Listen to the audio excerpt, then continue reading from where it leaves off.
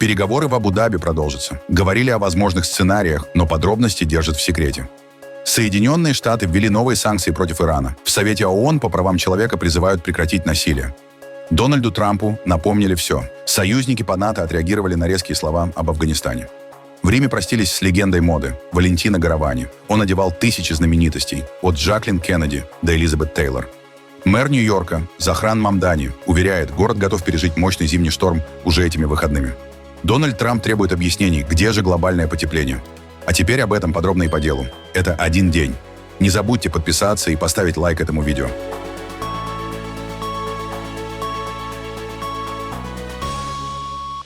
Переговоры еще не успели завершиться, как Россия снова массированно атаковала Киев. Начиная с полуночи на столицу летели беспилотники, баллистические и крылатые ракеты. Мониторинговые каналы сообщают и о применении гиперзвуковых ракет «Циркон», которые были запущены из Крыма. Также был атакован Харьков. Мэр города Игорь Терехов уточнил, что по предварительным данным есть как минимум 2 попадания в жилые дома. Под завалами заблокированы люди. В пятницу вечером в Абу-Даби прошла первая за долгое время трехсторонняя встреча. За одним столом представители США, Украины и России. Переговоры длились несколько часов и, по данным американской стороны, оказались продуктивными. Украинскую делегацию возглавил секретарь СНБО Рустем Умеров.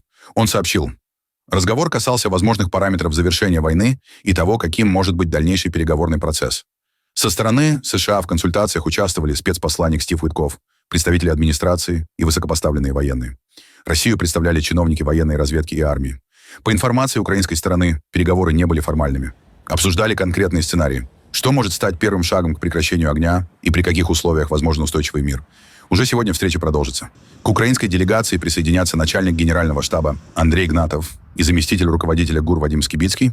Это может усилить позицию Киева в разговоре о безопасности и реальных гарантиях. Уже состоялся важный разговор, потому что давно не было таких трехсторонних форматов встреч. Говорят о параметрах окончания войны. Сейчас у них должны быть, по крайней мере, часть ответов от России. Главное, чтобы Россия была готова завершить эту войну, которую сама же начала. Украинские позиции четкие. Рамки для диалога я определил.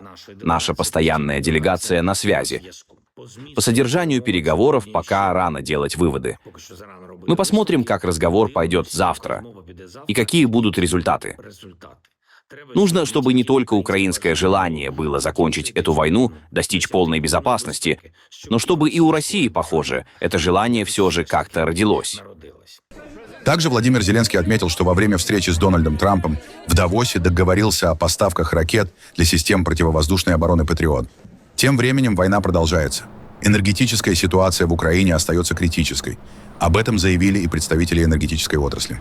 Без договоренностей по инфраструктуре страна рискует столкнуться с серьезными проблемами уже в ближайшие месяцы. Также Дональд Трамп высказался о том, как украинцы выживают в 20-градусный мороз без тепла и света. Это очень тяжело.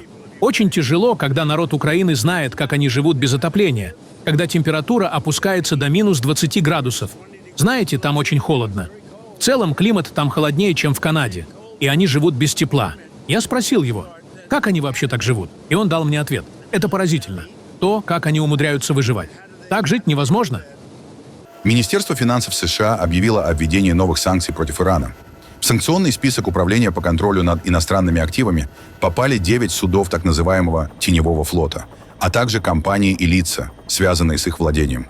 По данным американской стороны, эти танкеры использовались для тайных поставок иранской нефти и нефтепродуктов на зарубежные рынки. Общая стоимость перевозок оценивается в сотни миллионов долларов. Глава Минфина США Скотт Бессент заявил, что действия иранских властей привели страну к глубокому экономическому кризису. По его словам, режим направляет финансовые ресурсы не на поддержку собственного населения, а на помощь радикальным группировкам за пределами страны. В Вашингтоне подчеркивают, что новые санкции нацелены на ключевые элементы финансовой системы Ирана, обеспечивающие поступление средств, используемых для внутреннего подавления и внешней активности. Министерство финансов США заявило, что продолжит отслеживать денежные потоки, которые, по утверждению американских властей, иранское руководство пытается вывести за пределы страны. В Женеве прошла экстренная сессия Совета ООН по правам человека из-за ситуации в Иране. ООН призвала Иран прекратить насилие, освободить задержанных, ввести мораторий на смертную казнь и восстановить доступ к интернету. Я призываю иранские власти пересмотреть свои действия, отступить и прекратить жестокие репрессии, включая суммарные судебные процессы и несоразмерные приговоры. Я призываю к немедленному освобождению всех лиц, произвольно задержанных иранскими властями. Я также призываю к полному мораторию на смертную казнь. Я настоятельно прошу правительство прекратить отключение интернета и связи и перестать использовать это как систематическую практику. Спецдокладчик по Ирану заявила, что из-за отключения связи невозможно установить точное число погибших. Власти говорят о 3000 жертв, правозащитники — о гораздо большем числе. Число погибших остается предметом споров из-за отключения связи, что позволяет государству контролировать поток информации. Власти сообщили о более чем 3000 погибших, включая сотрудников сил безопасности, тогда как некоторые оценки гражданского общества доходят до десятков тысяч, хотя ни одна из этих цифр не может быть независимо подтверждена. Поразительный разрыв в данных демонстрирует, насколько отключение связи скрыло реальный масштаб происходящего. Мы можем не знать точное число из-за интернет-блэкаута, но по любой правдоподобной оценке это самое массовое убийство в новейшей истории Ирана. Наша прекрасная страна превратилась в кладбище, где похоронены надежды нашей молодежи. Представитель Ирана отверг обвинения и заявил, что протесты были организованы террористами, а сама сессия нелегитимна. События были преднамеренно превращены в организованное насилие, включая террористические атаки, разрушение имущества и вооруженные действия против мирных граждан и правоохранительных органов. Правительство Ирана официально объявило проверенные данные о недавних беспорядках. Всего погибло 3117 человек, из которых 2427 были убиты в результате террористических операций. Администрация Дональда Трампа рассматривает возможность смены власти на Кубе уже до конца года. По данным источников The Wall Street Journal, в Вашингтоне пытаются найти людей внутри кубинского руководства, готовых пойти на сделку и содействовать завершению коммунистического правления. В Белом доме считают, что экономика острова находится на грани обрушения, а позиции властей заметно ослабли после утраты ключевой поддержки со стороны Николаса Мадуро. Источники отмечают, что нынешнее руководство Кубы еще никогда не было настолько уязвимым. При этом четкого плана по свержению правительства, которое удерживает власть почти 70 лет, у администрации Трампа нет. Однако американские чиновники рассматривают недавние события в Венесуэле как показательный пример и одновременно как сигнал для союзников Мадуро, включая Гавану. На встречах с кубинской диаспорой и общественными организациями в Майами и Вашингтоне представители США сосредоточились на поиске человека внутри системы, который осознает надвигающуюся угрозу и согласится на переговоры. По словам источников в администрации, операция 3 января по захвату Мадуро стала возможной благодаря помощи агента из его ближайшего окружения. Премьер-министр Италии Джорджа Мелони заявила, что Рим по-прежнему готов сотрудничать с Соединенными Штатами. Об этом она сказала после переговоров в Риме с канцлером Германии Фридрихом Мерцем. Я бы сказала, что наша готовность к сотрудничеству с Соединенными Штатами остается твердой. Я бы сказала, что Италия и Германия — две европейские страны, которые исторически имеют привилегированные отношения с Соединенными Штатами благодаря торговле, взаимным инвестициям и тому факту, что в обеих странах размещены американские военные базы, могут сыграть важную роль в этих отношениях. Думаю, Италия и Германия могут особенно эффективно делать это, если будут действовать вместе, в том числе благодаря прагматичному, а не импульсивному подходу к отношениям с Соединенными Штатами Америки. Я считаю, что Соединенные Штаты, используя методы, которые, безусловно, можно назвать спорными и жесткими, поднимают стратегический вопрос, который действительно существует, вопрос Арктики в настоящий момент. Арктика является одной из ключевых стратегических сфер 21 века. И если Арктика — одна из важнейших стратегических зон 21 века, то, на мой взгляд, этот вопрос должен серьезно рассматриваться в рамках Атлантического альянса. Кроме того, премьер рассказала о переговорах со США по инициативе «Совет мира» и подчеркнула, что Италия рассчитывает изменить ее формат. Существуют объективные проблемы в том, как была сконфигурирована эта инициатива, которые для нас носят даже конституционный характер. На сегодняшний день Устав, который нам был направлен, является неконституционным и, следовательно, несовместимым с нашей системой. Я считаю, что нам следует, и именно это я сообщила президенту Соединенных Штатов и американской стороне, выяснить, есть ли готовность пересмотреть эту конфигурацию, чтобы она учитывала потребности не только Италии, но и других европейских стран. Я думаю, что мы должны попытаться сделать это. Я всегда считаю, что заранее исключать себя — не лучшее решение. Особенно в такой момент присутствие таких стран, как наша, может сыграть важную роль, и именно такова наша текущая позиция. Затем мы посмотрим, есть ли пространство для нахождения общих решений. Нынешний мировой порядок меняется, но его трансформация не является разрывом, заявила в пятницу президент Европейского центрального банка Кристин Лагард. Так она опровергает утверждение премьер-министра Канады Марка Карни о том, что мир находится в стадии разрыва. Напомним, вот что он сказал. Мы находимся в разгаре разрыва, а не перехода. За последние 2 десятилетия череда кризисов в финансовой, медицинской, энергетической и геополитической сферах обнажила риски чрезмерной глобальной интеграции. Но в последнее время великие державы начали использовать экономическую интеграцию как оружие. Тарифы — это рычаг давления. Финансовая инфраструктура — как принуждение, цепочки поставок, как уязвимости, которые можно использовать. Вы не можете жить во лжи о взаимной выгоде через интеграцию, когда интеграция становится источником вашего подчинения. Я не совсем разделяю точку зрения Марка Карни, и, имея 25-летний опыт работы в бизнесе, я думаю, что мы, политики, достигли точки, когда нам нужно рассмотреть план «Б» или планы «Б». Но даже с учетом этих планов «Б», которые также были озвучены Урсулой фон дер Ляйен, я не уверена, что нам следует говорить о разрыве. Я думаю, нам следует говорить об альтернативах. Нам следует гораздо чаще, чем это было в прошлом, выявлять слабые места, болезненные моменты, зависимости, автономию. Но, очевидно, я придерживаюсь мнения, что с экономической и деловой точки зрения мы зависим друг от друга. Нас связывают очень прочные узы.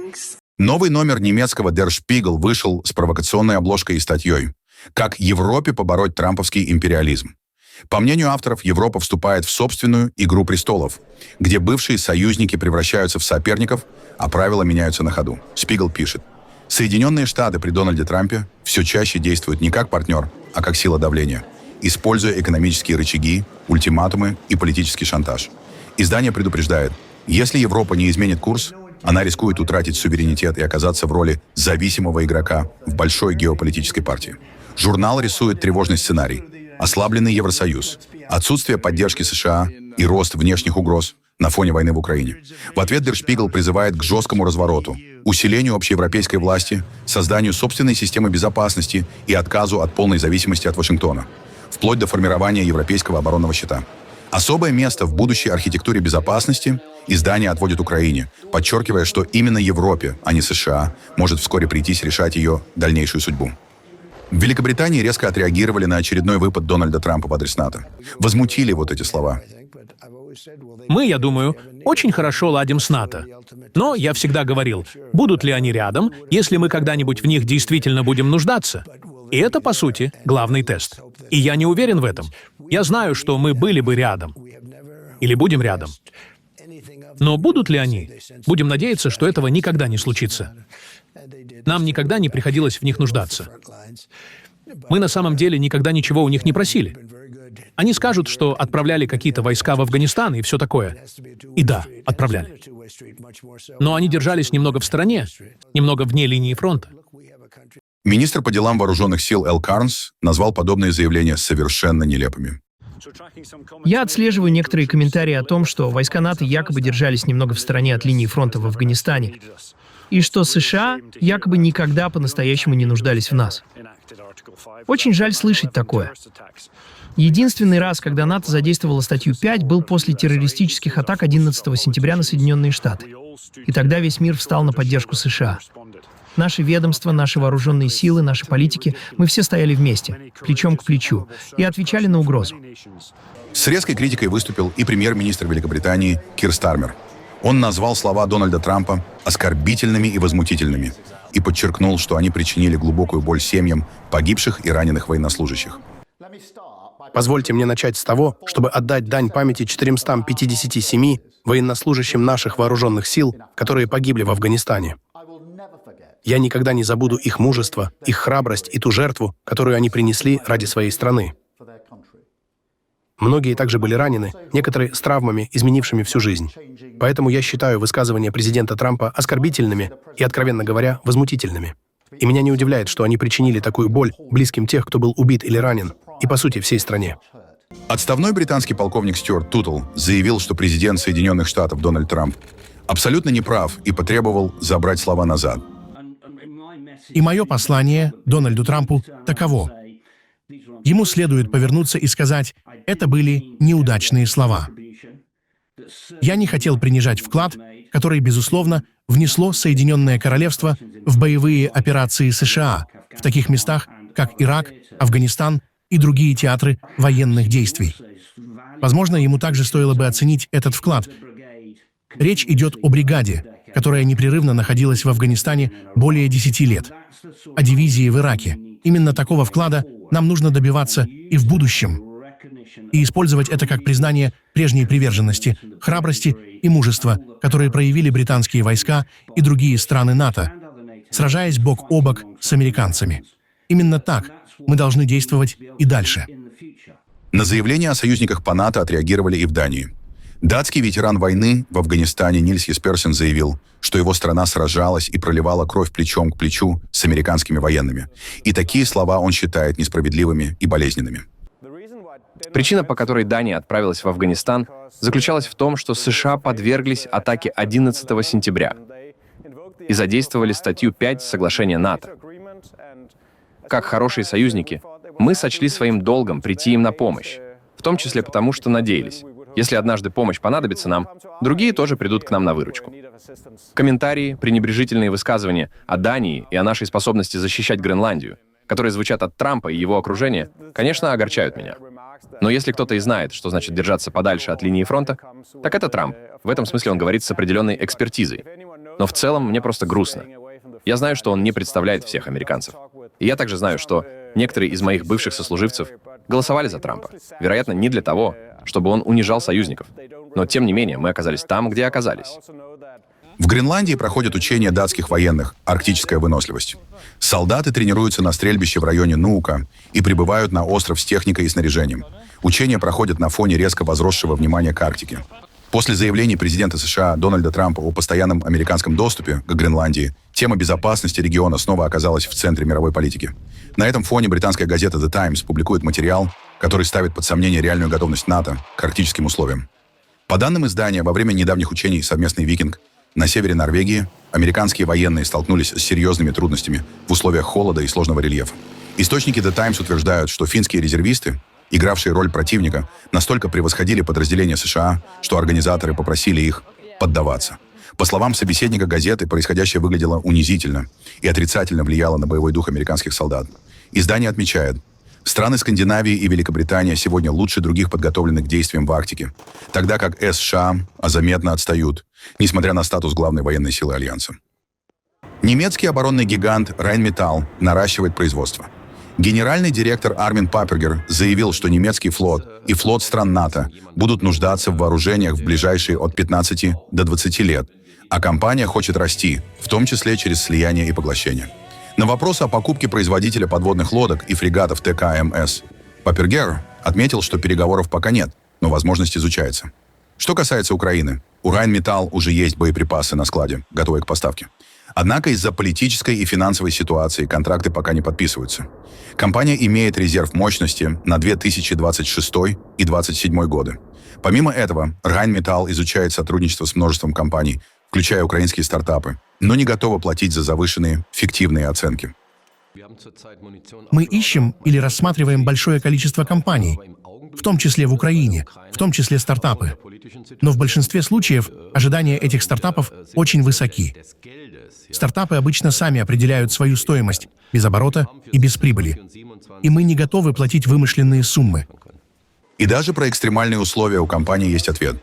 Техника Rheinmetall рассчитана на температуры от минус 46 до плюс 63 градусов, чего вполне достаточно, например, для сурового климата Гренландии.